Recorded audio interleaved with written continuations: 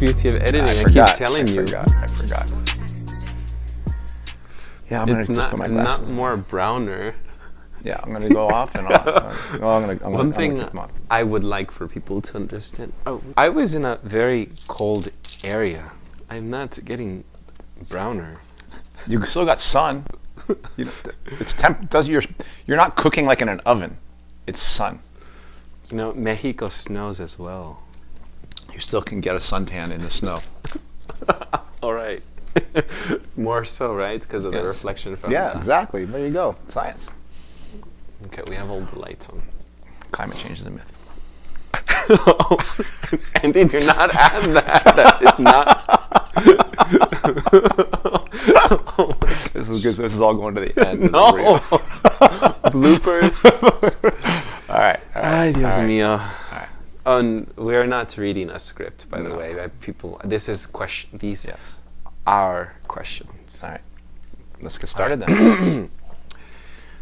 From San Francisco, California, this is What's Left, a weekly political discussion challenging the mainstream left. I'm Eduardo Barca with Andy Lipson, and I am back. Yay! It's been so long. I was gone a month. Yeah. And no, I just want to apologize to our listeners and to Andy that it was chaotic what happened last 2 weeks. Apology not accepted. Because you have nothing to apologize for. Yeah. You had some important stuff to deal with in Mexico. Unforeseen. So he doesn't apologize to you. He doesn't apologize because he doesn't have anything to apologize for. But there are people who go to work and they, no matter what unforeseen circumstance, they still show up. So, all right. I was overwhelmed. Okay. Yeah. Well, it's good to have you back. It's good to be doing this again. I actually missed it. You know? I did as well, and I wish we could. Well, I wish I could have done the last 2 episodes in Mexico as well. Yeah. Well, but here we are. It would have been nice. Here we are. But we have better sound quality today. Yes. Can you tell us about today's episode, Eduardo? Yes, thank you for refocusing from me. Mexico.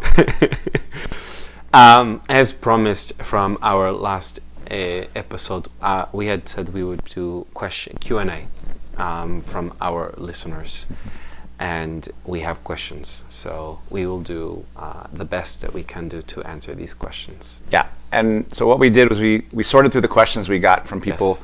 Some of the people we know, some people we don't. Most of them I think we kind of know, right? Yeah, most. You know, but these are great questions, challenging questions. Some of the questions, okay, we'll see. Some of the questions we're going to both respond to, and then some are just questions that one person's going to respond to. Yeah, so we have an order, so we'll be doing both, then Andy, then Eduardo. And then both Eduardo and Andy. Exactly. Right. Let's get started. All right, you ready? Mm-hmm. Ding, ding, ding. Yes. Round one. I will read this one. Mm-hmm. This one is from Kahanu. I find it very interesting how you both come from different backgrounds, talk about the same thing, but view it from a different lens. A few examples of your different viewpoints are clearly seen in your approach on the episode of abortion, the journalist Khashoggi, gun control, and voting, just to name a few. How do you understand these differences you have, even though you both seem to be part of the left? Okay. Go ahead, Andy. Yeah. Well, thank you for that question, Kahanu. I guess the first thing I would say is the way I see it is both me and Eduardo are really upset about capitalism, really upset about the profit system, really upset about racism. We see these things, sexism, oppression. So we share a lot of that. We share that in common. Okay. The difference is I'm committed to a revolutionary change. I'm committed to eliminating capitalism and replacing it with something else. Eduardo has not made that commitment.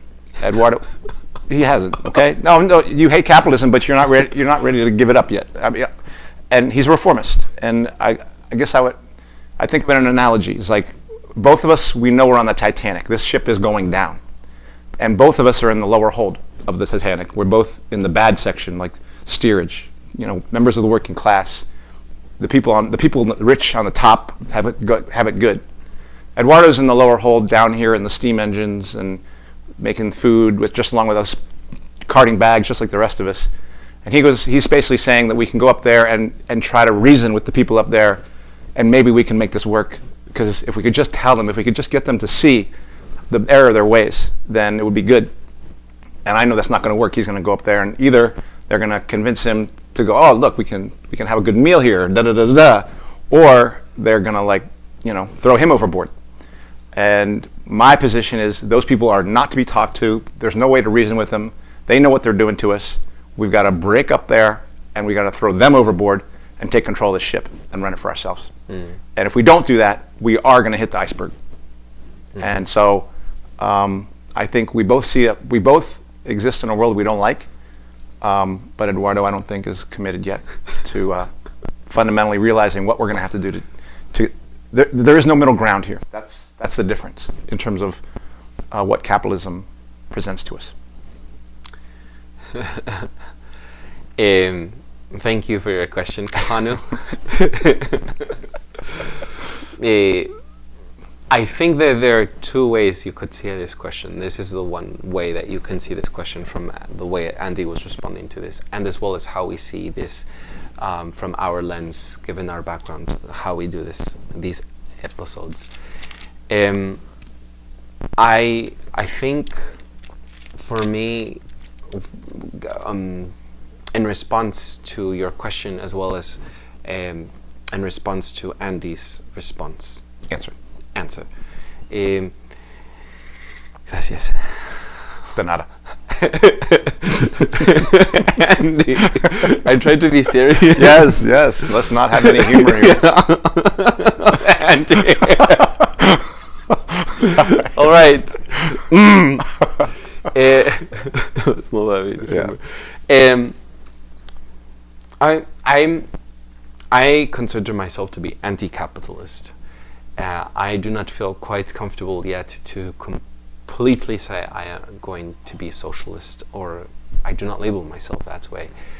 I have said numerous times throughout many episodes, those who have listened consistently and every episode, I have always said I will jump onto my phrases. I will jump onto this revolution train when I see it moving, when I see it going. I will do what I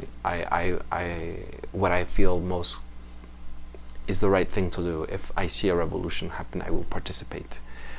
I am waiting for that revolution. I have not seen it. I have some concerns and some doubts, not so much about whether capitalism will work, but more so whether people will jump onto the revolution train. And I feel as if unless I am here dabbling into the current system to be able to challenge people, to be able to bring them, and to be able to be approachable in a friendly manner, then that is the only way that we can create allies. We have discussed some of this already in some previous episode, but I reiterate that it's important to align ourselves with people and not, if you are just so hardcore as Andy, you might not have a lot of alliances. It's my position. And I want to take challenging positions. I feel as if I have been in other socialist forums, and even my relationship with Andy, and I have been constantly ousted as someone that is a reformist, someone that is progressive liberal, someone that is a mainstream person, and then I dabble into a democratic, progressive, democratic socialist groups, and then I am considered too extreme. So I feel as if I don't have an identity. Maybe I'm going through identity crisis. I encourage everyone to continue self-discovering who they are. I think that it is important, and I think that these episodes have been very revelatory as my process continues. Yes, Andy has very hard line etched, as I had said from the very first episode. First episode. The very first episode, I had said Andy has very strong, marked lines as to where he is at. And I said from the very episode, I was very transparent that my positions are evolving, and many of them are not evolving. Some of them are just clear cut for me. So that is the way I see it. How we approach, I think, as well, how we can see this question as well, Andy, is how we approach this, what's left, is different. Because given the lens that I have and the lens that you have, maybe my background and the way that I was trained to see information and the way that I interpret information and world events is that I believe that there is a lot of misguided information already, and when we do these things, when we do this episode as well, I do not want to be part of that misguided information, and so I backtrack, or I will state, oh, I'm sorry, I apologize that I have said something, and I do my best, my utmost best, as my partner knows that I'm constantly trying to edit anything that I have fact checked for myself. And Andy, I think, is open, wants criticism, loves trolls, and wants there to be challenges. And I just tend to ignore trolls. Yeah. Trolls are cute. I tend to ignore negativity. I tend not to be I tend not to be not to be in the wrong side of facts, although I'm very self-critical of myself. So that, I think, hopes answers this question. All right. So, the next question's for me. Yeah. So this one is for Andy. This one comes from Brandy. Who's Brandy? The infamous Brandy that Andy keeps mentioning in these episodes. His partner. Yes. This question is for Andy. I am curious how you came to your hardline stance of revolution or nothing. No compromises. Brandy did not roll her R when she said that.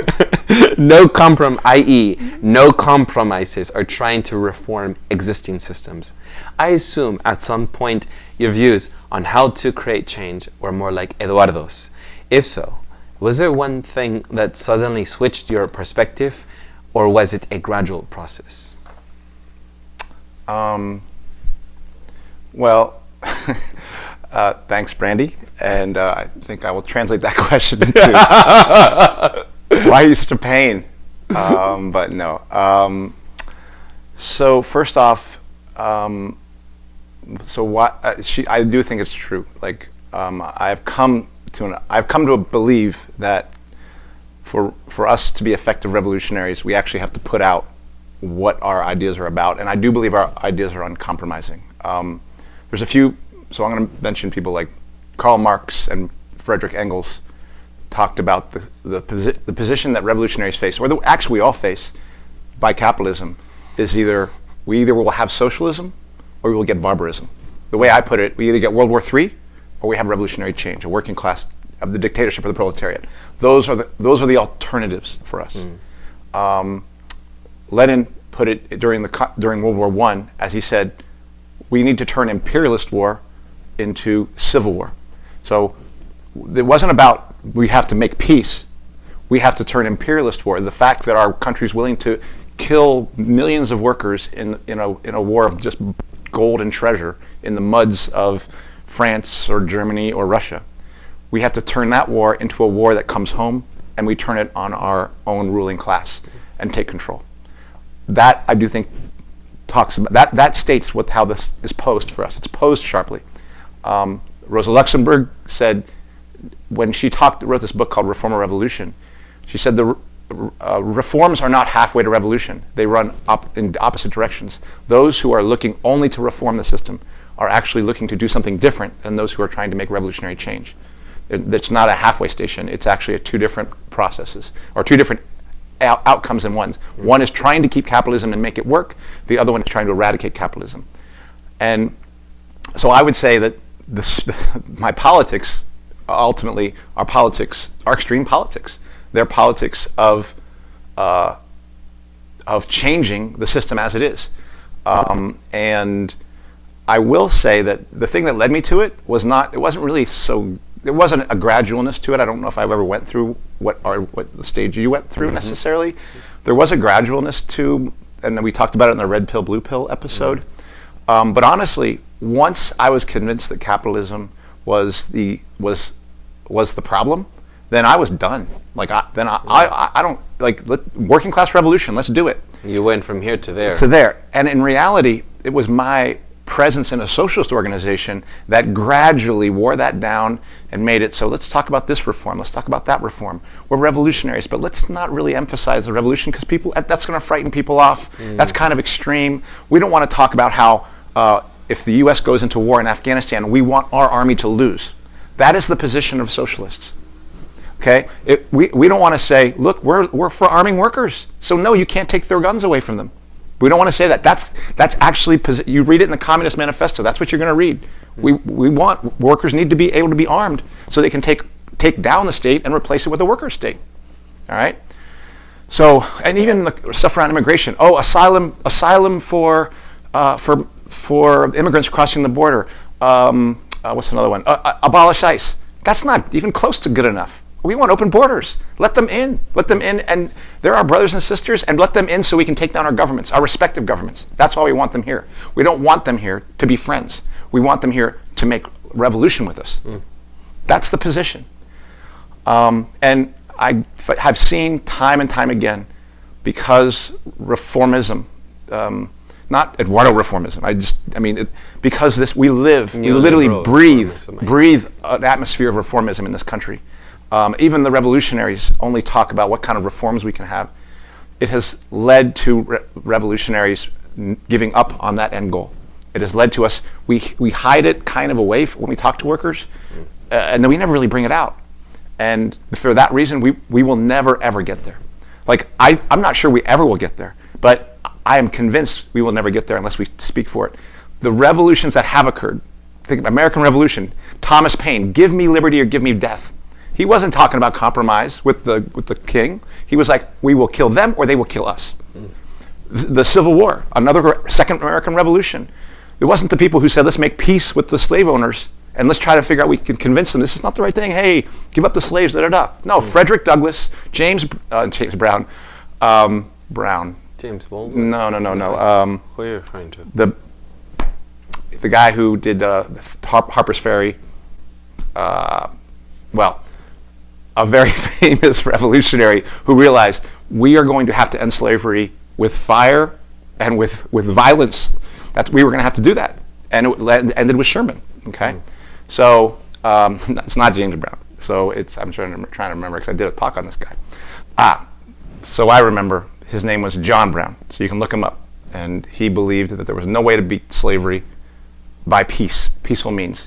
Slavery was going to have to be ended by defeating the system through any means necessary. What year was John Brown? 1860s. Okay.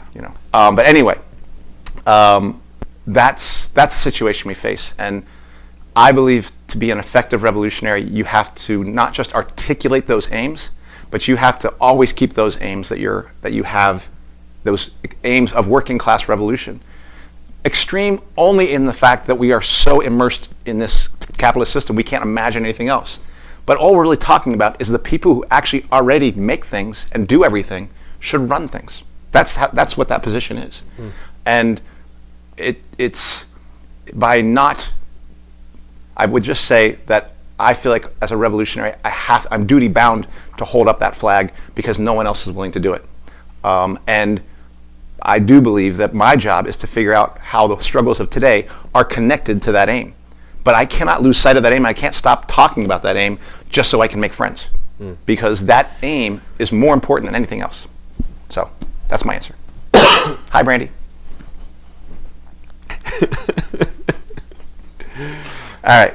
So the next question is from Brian. I don't know Brian. This Brian is my cousin from Mexico. Okay. He asks. He's learning English through our episodes. Oh, cool. That's neat. I did not vote for AMLO. I voted for a candidate named Bronco.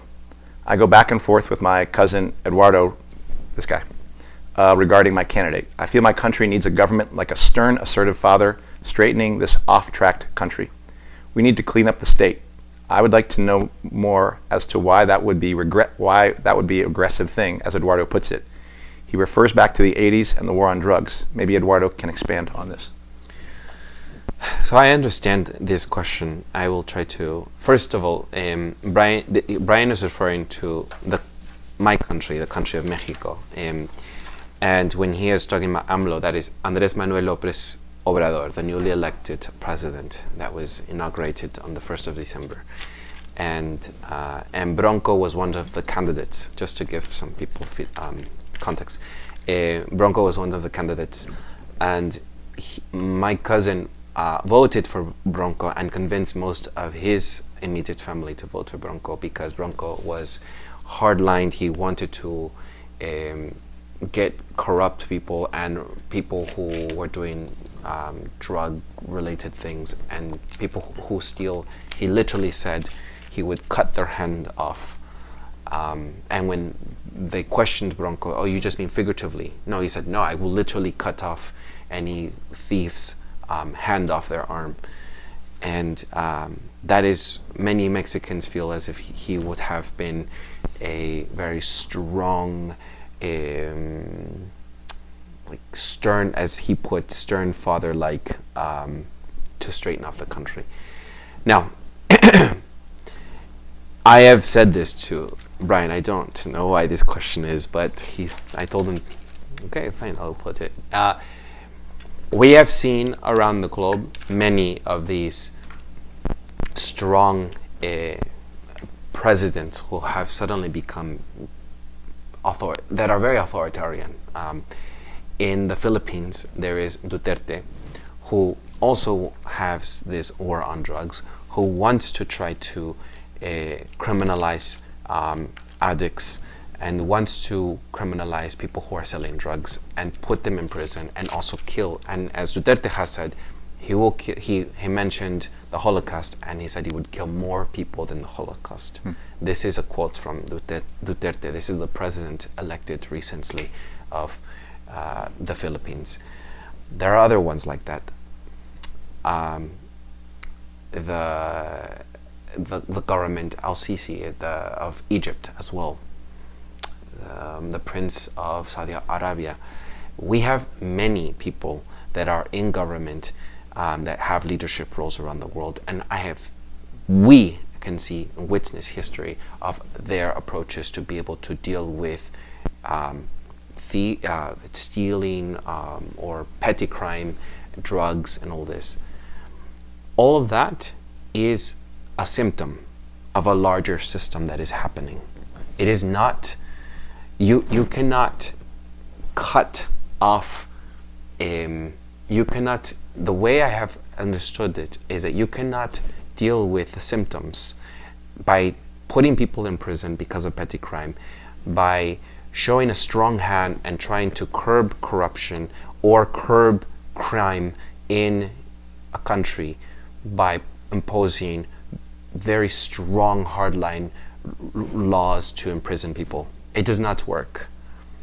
Why people do things are because of capitalism. People are in survival mode. People have there is a widening gap between the rich and the poor, and the people, mostly the working class, are pushed to extreme pressures of a capitalist system. Economic pressures force people to go out and steal, to desire something that is being advertised, to desire wanting a home and the American dream, and to have things that they did not grow up with. And people do things like stealing, doing drugs, to be able to numb themselves, right? What would you escape. To escape, to numb themselves from pain. These are the reasons why. That is not a solution. And had Bronco won, I could see Mexico become what is Brazil becoming. And it is, and I understand the sentiment of many Mexicans for wanting to have that. They are tired of the crime that is happening in Mexico, of the narco trafficking, of feeling unsafe in a country. Not so much in Mexico City, but outside of Mexico, there are lots of towns that have been overtaken by narco drug lords. I understand the sentiment, but this is not the way to go. What people need is education. What people need is a way out. what people need are outlets to be able to have a different life than what is happening when we have this imposition of challenging crime in what would you call it, Andy? Like in prison and all that. What do you call that? To prison industrial complex, but yeah, that is not working out. No.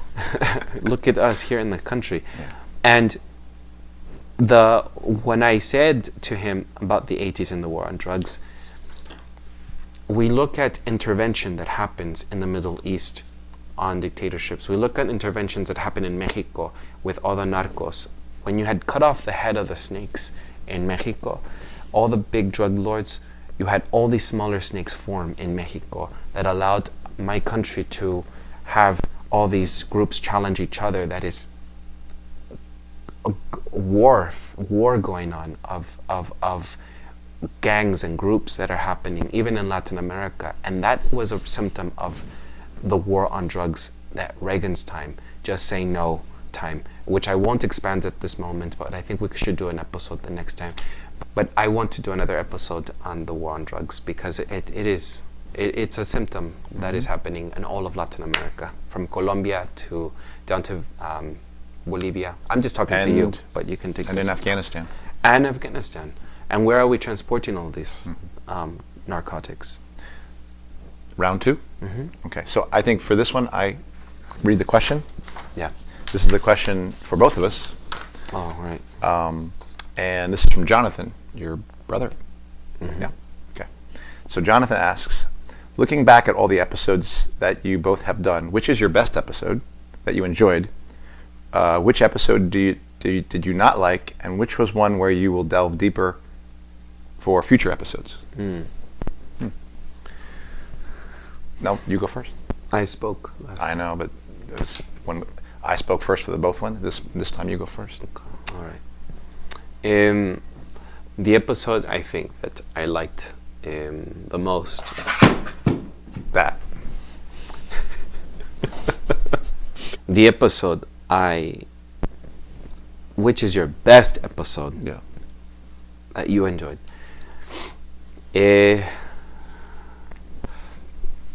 I think the best episode I had enjoyed was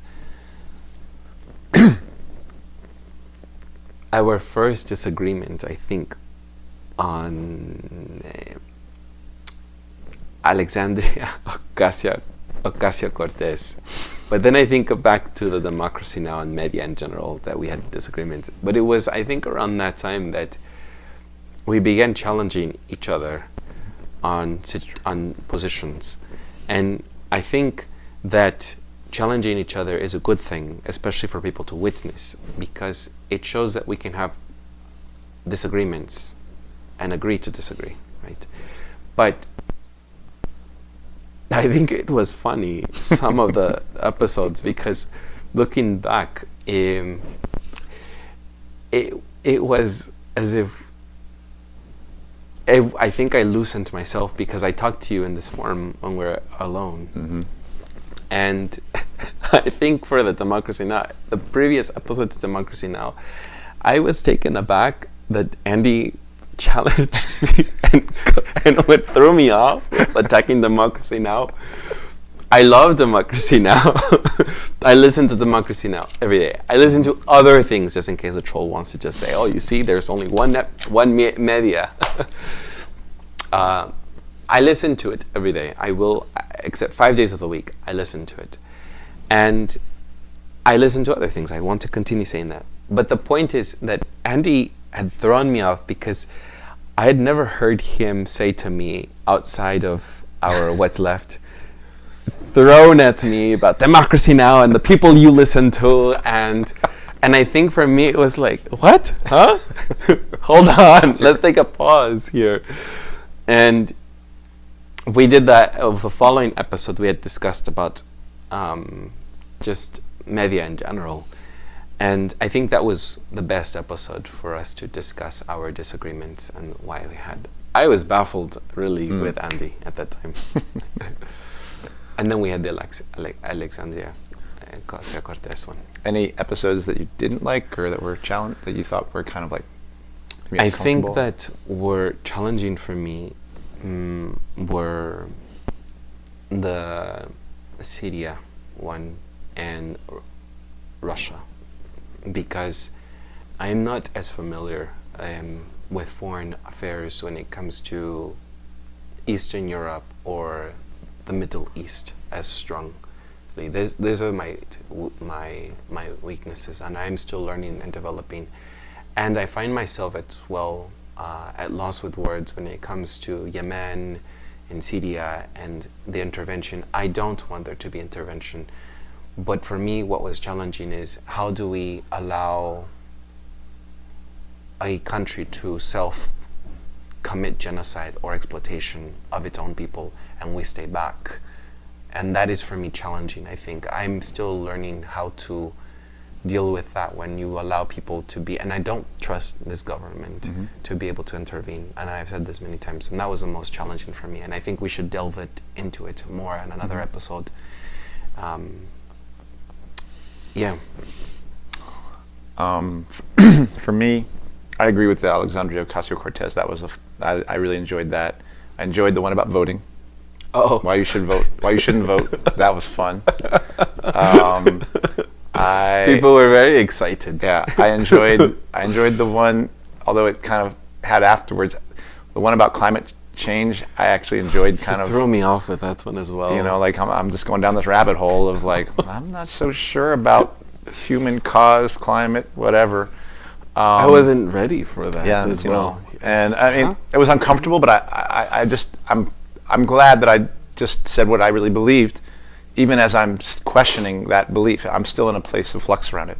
So those are ones. I just like the ones where I do like the ones where the debate got a little bit sharper. You know, AMLO, the stuff around AMLO. You know, and does change come at the ballot box? And so those are ones. And I also like the one about Khashoggi, because we could just lay into the United States and just talk about what a farce and how hypocritical the United States is. I just enjoy doing that. It makes me feel better. The episodes I think were the most challenging. Well, first off, I'll just say that the episode we didn't see here, where we had the interview with Hema and the other woman from Nicaragua. Yeah, Gabby. I'm bummed that we that was a great interview, and we lost it because of sound, and that bums me out. So that was. I'm not sure how helpful that is, but the people don't know what we're talking about. Like the episode you never saw. But the other one that was challenging, and you know he may be listening. You know, we had an interview with Jake, and I would do that interview again, but it was challenging because somebody who wrote in was like, well, are you sure you want to give a forum to somebody who's going to say some things that people considered? And I rightly said some of the things that got said I would say are racist, and I felt we want to do the interviews to let the person say, and I didn't want to do as much of the, go after him, but I felt there was some stuff we just couldn't let sit there, so that was challenging to get that right, because we're trying to say there's a forum here for everyone, even people. It was our very first interview. Yeah, and we really went for it there, so I appreciate what Jake did, but that was a struggle. I remember being like, man, what's going on here, so that one was hard. If you look back at the episode as well, you will see Andy very gently trying to do this, going like this to me. If for listeners that are not watching the YouTube, I'm putting my hand over Andy's shoulder and just trying to calm me down. Oh, so this is, you asked me, right? Or no? Yeah. Yeah, okay. This is from a person going by AA. Andy should be a history teacher. Yes, he should be. It is very good. Because I don't know how to teach physics. You bring up you bring up dates and timeline events very easily.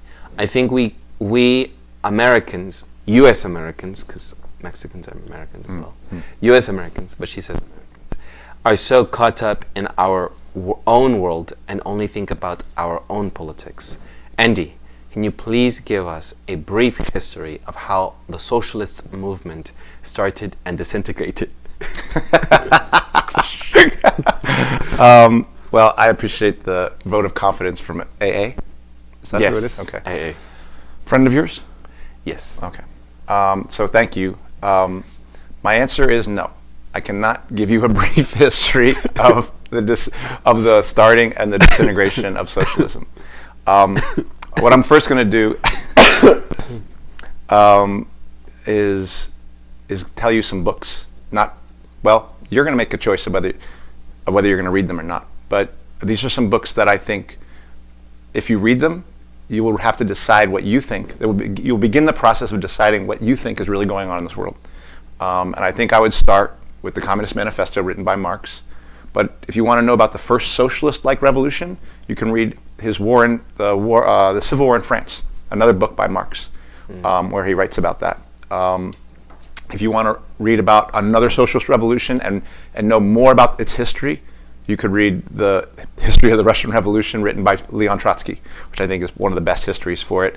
And if you want to know why that revolution didn't failed, you want to read Pierre Brouet's German Revolution, because the failure of that revolution is intimately linked to the fact that the revolution did not spread, and so Pierre Broue. Now, Trotsky wrote the book, The History of the Russian Revolution. It's this thick. Broue is this thicker. Okay? That's just the reality. And then you will also need to read smaller books, okay? Lenin's Imperialism, the highest stage of capitalism. Lenin's State and Revolution, which talks about why the state must be smashed and replaced with a worker state. Those are some books. Rosa Luxemburg, Reform Revolution, plus I think The Mass Strike, which talks about what a struggle for having a revolution might look like in an industrialized country, as well as what it looked like in Russia. And I do think this is from the tradition I come in, from the ISO, the International Socialist Organization. I do think this guy, Tony Cliff, who wrote State Capitalism, which is a theory about what happened to the Russian Revolution and what it really represented, is a useful place to start. And was there anything else? And I'm going to tell you that those are books you're going to have to read. For anybody who wants to make change in this world is going to have to look into this stuff themselves and make decisions for themselves about how they feel this went down, what went wrong. That's going to start you down a road which is going to be bigger questions. What happened in this country in the 30s? Why didn't we have a revolution when the economic crisis happened in the late 30s, or the late 20s, and then it extended to the late 30s? We had a war instead, and why didn't that war turn to revolution in the way that it did in World War I? The history, the history of socialism, the rise of it, from the Paris Commune in 1871 to the Russian Revolution, to revolutions that called themselves socialist, but I would say weren't socialist, but were headed up by sincere revolutionaries, from Mao in China to Che and Castro in Cuba, others in Nicaragua, North Korea, Vietnam, people who were fighting to try to change the world but didn't.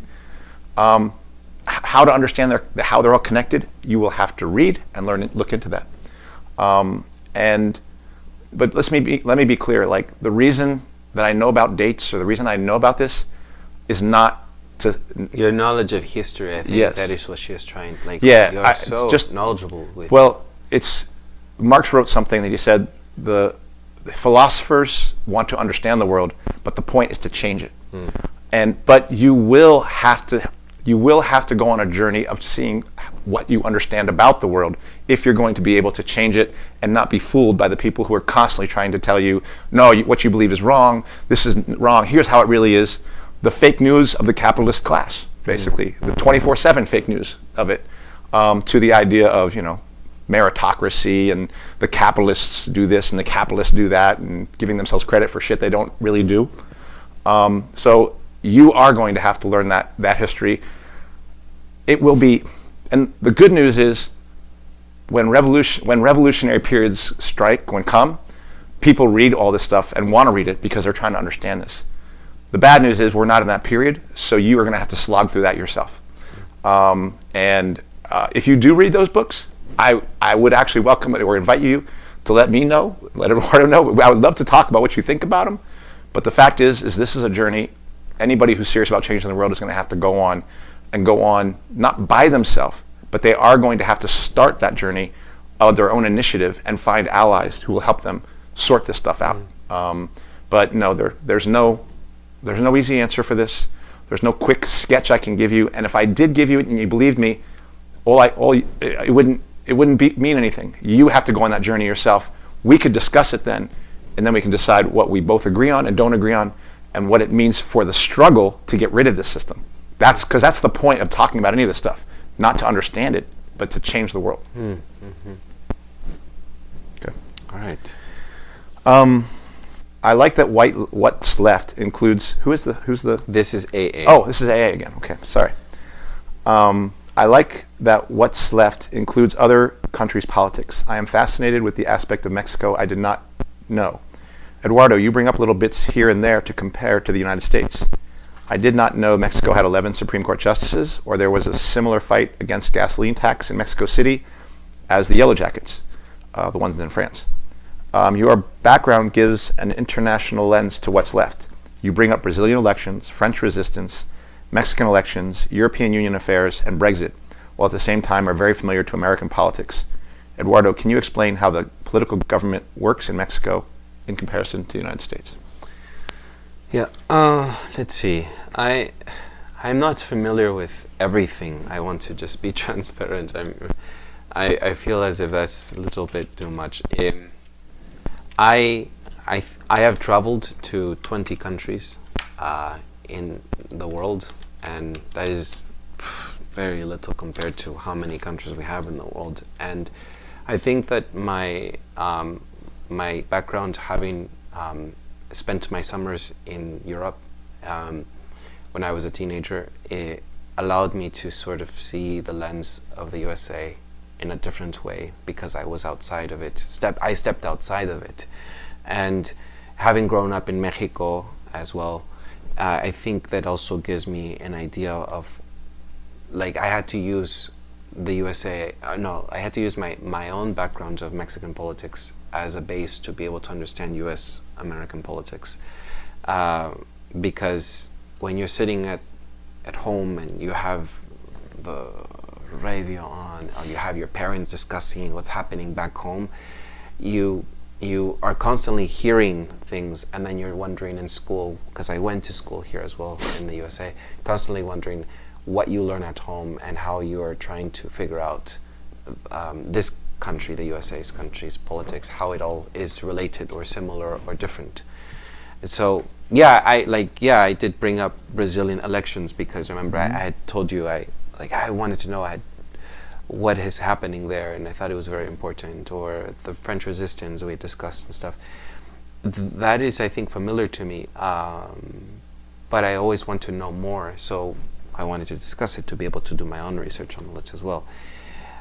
I think your question about how the political government works in Mexico in comparison to the USA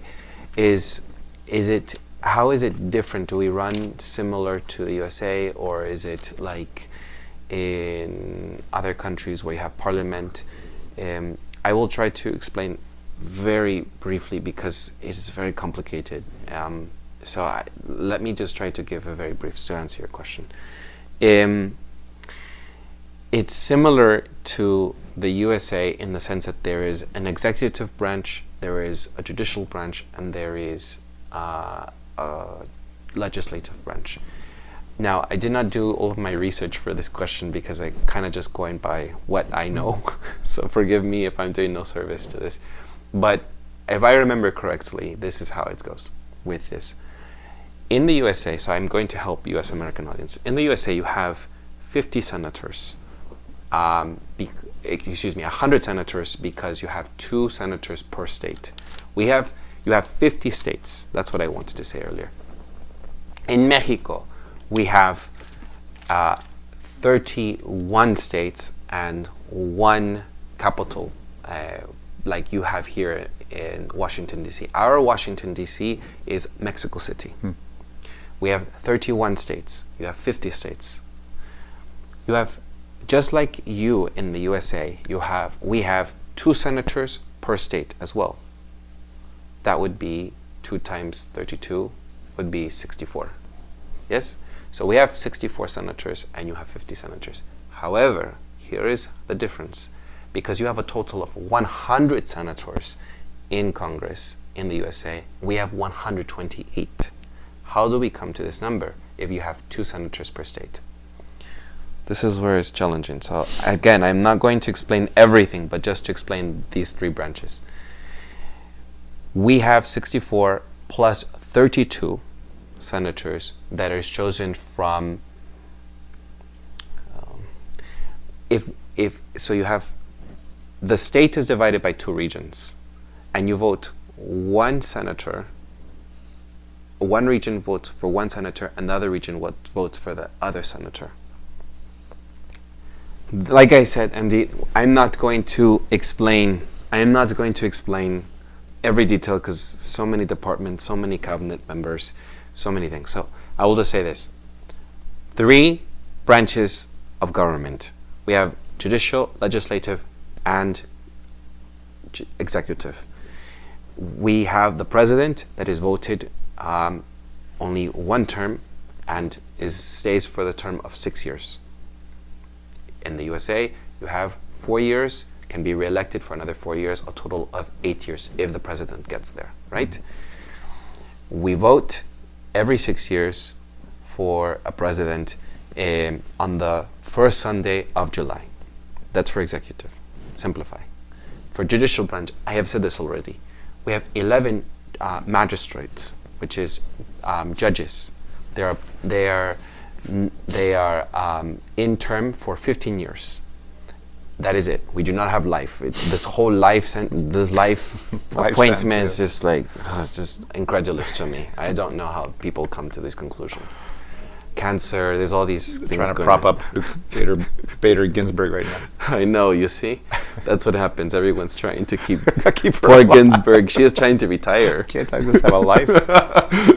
So we have 15 years. Every judicial judge, magistrate is 15 years. Single term, not re-elected or not reappointed. How they get appointed is, this is the difference. The president gives a list to our senators in Mexico from the senators to choose from.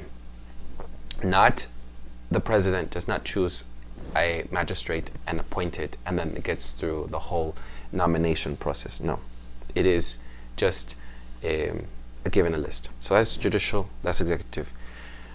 This is complicated for the legislative branch. We have the Cámara de Diputados and the Cámara de Senadores, which is bicameral, just like here as well. Representatives and senators, we have for senators 128. For our equivalent of representatives is diputados, the deputies are 500. That's it. It does not vary on population the way that it does for representatives. You have 400 something, right? And that varies on population. For us, it does not. It's 128, and 500. That is all. I can go into the specifics. All I will say is from the diputados, the deputies, that is, they deal mostly, they are voted on, 300 are voted directly, 200 are voted by a party after the direct election of the first 300. For the senators, 64 are voted directly and 32 are voted directly, but they're the secondary minority of who won in every state, and the rest of the 32 are voted or in place whoever party wins in the state. It's complicated. I can always dedicate another episode for that. I will have a YouTube channel in the future and I can go in detail about this. The point is 128 and 500. All right, that is it. And that's it. And if listening to that doesn't make you a revolutionary and make you want to overthrow the Mexican state and the U.S. state, nothing I say or he say is going to make that happen. My God, I want capitalism boring me to death. I'm sorry. It's just, and I think it's important as well. Just my Democracy. last comment Capitalist on this democracy. is I think that there are lots of Mexican Americans in the USA that are unfamiliar with Mexican politics. Yeah.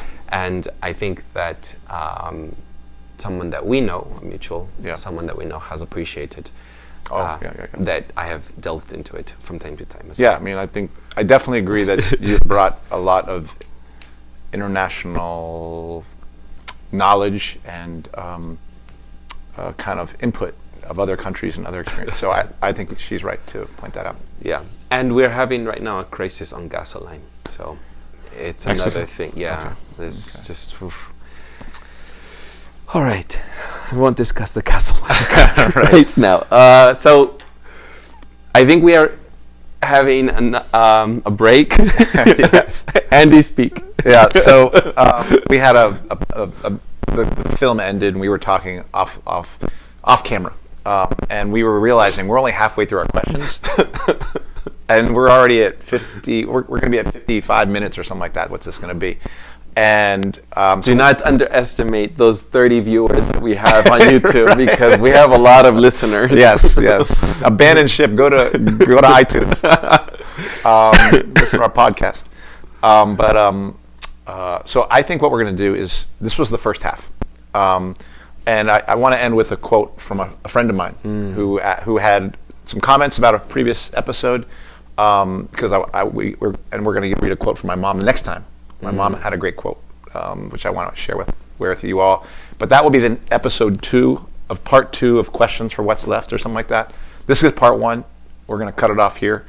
I think after I read the quote, then we'll talk about also. You mean when you say quote, I think it might confuse people. Go ahead. I think it is a comment from our listener. A comment from our listener. Yeah. From AJ. We AJ. accepted both questions and comments. And AJ is both a friend. She's somebody I've organized with as a fellow teacher, a comrade, fellow socialist. So I appreciated this comment. So she wrote this. And then we're going to call it a day here and then figure out what we're doing next. Right. Okay. But if you like this episode, there's part 2. Listen to it. If you didn't like this episode, part 2 is going to be better than this one. Yes. So that's pretty I good. hope so. No, it's going to be better because my mom is going to make a comment. Oh, right. And she's also got a question for me. She got lots of comments. And there are socialists have mothers. Turns out. All right, you didn't know that. That pull your ear and have disagreements. Right. Yeah. So she's got some nice things, some spicy things to say about socialism, and some kind words for capitalism that I'm going to have to respond to. But I appreciated her. She listens, and we're on different parts of the spectrum, even though there's love. Okay. All right. So from AJ, listening to the Syria show right now. That was our most recent episode. 2 episodes ago. No, it's our last episode. It was 2 weeks ago. Our last episode. Yeah, Syria and the. Oh, right, because we talked about the government shutdown. Government shutdown, yeah. And that was a long time ago because you refused to do the episodes on time. He's not apologizing for that, though. No apology. Anyway, listening to the Syria show right now, I'm glad you started right off with having heard someone on the street about Syria and the way you went at the liberals right away. Okay, I agree. Also, like the way you handled Eduardo's question about comparing U.S. intervention to Cuban support of African national liberation struggles. I continue to appreciate when you say you are unsure or don't know about something. The left could use more of that. A critique I have is around the characterization of the eradication of Native Americans in this country. I think at some point in the episode I said the eradication of Native Americans. And while I think genocide or attempted eradication is an apt characterization, eradication makes Native people who live and continue to struggle invisible. To me, it obscures the colonial settler foundation of this country and gives an image of a land that was cleared out of Native people and then built on their bones and ashes. This is largely true, but leaves aside the ongoing special oppression of Native people through their relationship to the U.S. government through the reservation system. Land parceled, overly complicated tribal recognition process, etc. The vast majority of Native people do not live on reservations, forced away from family and land to look for work, etc. 140,000 in the Bay Area, not eradicated. Anyway, I could go on. I will stop. Looking forward to the next episode. I like that comment. Yeah, I think of the Ohlone tribes that Yeah. she could potentially be referring to. Well, do not live on reservations. Yeah, I mean, and not just those. I Yeah. mean, I think it's a point well taken, and I think, I mean, I actually talked with Brandy about this, and Brandy was like, probably trying to defend me a little bit, but I actually agree with this, and I'm really glad AJ wrote this, and it's going to give me something to think about, because we both are disgusted with the history and with the current, Standing Rock and stuff like that, but how we talk about it makes a difference, and being thoughtful like this. So I appreciate what she wrote. So I agree with it, actually. I'm not going to even try to defend it. Yeah. Or defend myself. I think she's right. And I should say something about Andy's character as well. He loves criticism. Did I say that already? He loves criticism, and he loves people on YouTube commenting and saying things.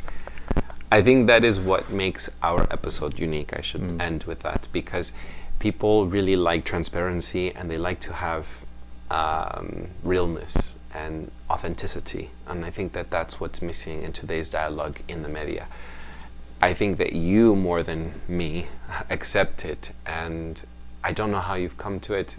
For me, I struggle with it, and he knows. We have had offline conversations and heated conversations about what goes into this and what goes out, and mostly Andy wins to keep everything.